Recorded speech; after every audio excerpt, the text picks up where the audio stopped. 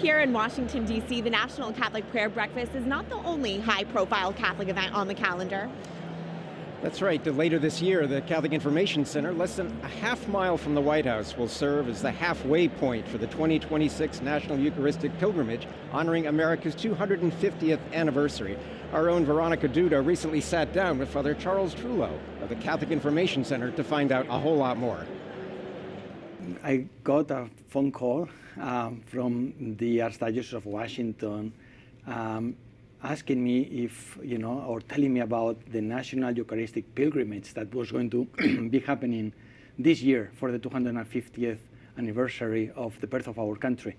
So they asked me if I could partner with them, and of course I was so excited and so happy to be able to do that, especially because the National Eucharistic Pilgrimage is going to have such a relevance in this year, right? For so many people to see our faith and to express their belief in the real presence of the Eucharist through through all the journey that they are going to be doing from Florida, going up north, and finally ending in Philadelphia. So to partner with them at the heart of our nation's capital was, or is, a great honor, and we are looking forward to having many people joining us. Our next guest is very familiar with Eucharistic processions. Monsignor Roger Landry spent 65 days walking in a Eucharistic procession across the United States back in 2024. He also is the National Director of the Pontifical Mission Societies, and again, a familiar face here on EWTN programs. Monsignor Landry, good morning. Thanks for being with us. Great to be with Catherine. Great to be back with you, Matthew. Monsignor, I always love hearing your reflections on the saints. You always weave in the lives of the saints in your homilies and in your preaching. Solemnity of St. Joseph. Can you just reflect a moment on the significance of this day and us being together as a Catholic family today? St. Joseph teaches us a lot about how to relate to Jesus, how surprised he must have been that he would become the foster father of the eternal Son of God, the Messiah, the long-awaited one. But as Pope Benedict once said in a play on words in Cameroon in 2007, this just man adjusted his entire life to the Lord Jesus to help him fulfill his mission, likewise to Our Lady to help her fulfill hers as the Mother of God and our Mother. He shows us how to work and how important it is for us to epitomize the gospel of work, which St. John Paul II said he is.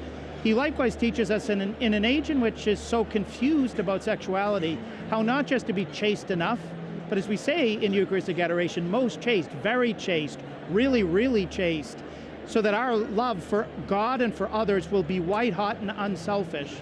Lastly, he is the great protector, just like he was of Mary and Jesus. So he is the universal protector and patron of the Church.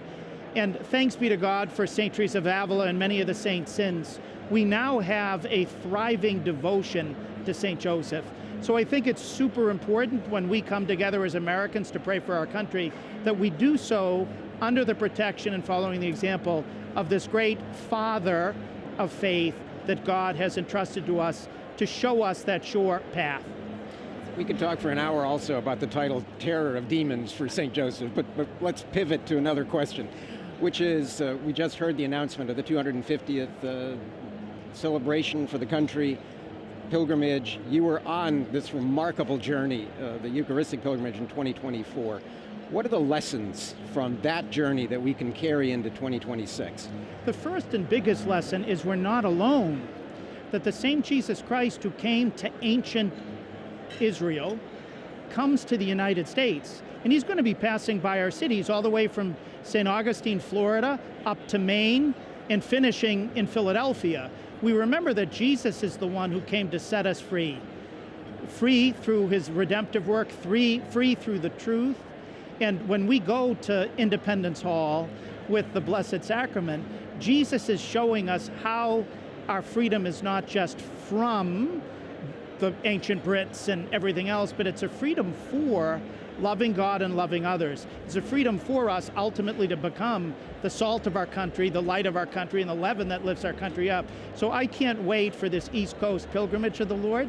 As the whole Catholic Church journeys with Jesus so that we might be able to follow him into all of the places where as good Samaritans we need to love, but then also to follow him to the Father's eternal right side. You're going to hit the road for that?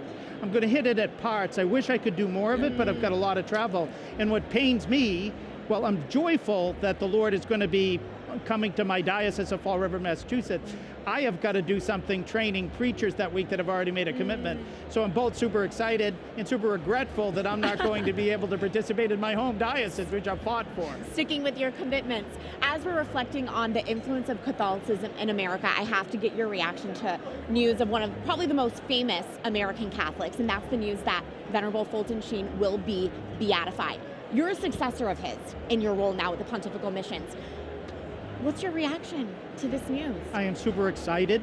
I'm very grateful to God that the timing has come about that Fulton J. Sheen will be beatified during my time as his successor. He was 16 years the National Director of the Pontifical Mission Societies, and so the pressure's on. People used to ask me, do you feel pressure following Fulton J. Sheen?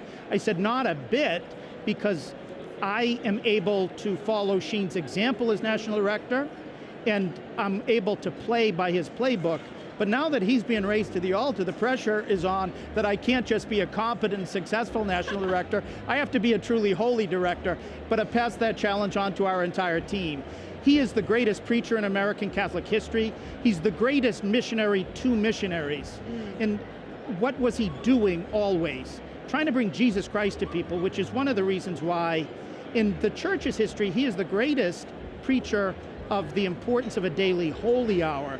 He always insisted upon it in every retreat that he preached, no matter what the audience, because we have to take Jesus Christ and the Holy Eucharist seriously. If that's truly God, can we make time for him each day, either in Eucharistic adoration or daily Mass? And even if we can't get to church, can we unite ourselves to the closest altar, the closest tabernacle, in order to be able to give the Lord ultimate homage?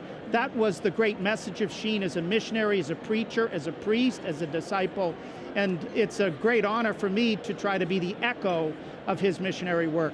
Well, you're doing so beautifully, and that's a great message for all of us. Monsignor Roger Landry, thank you so much. Great to be with you, Catherine. Thanks, God Matthew. Bless.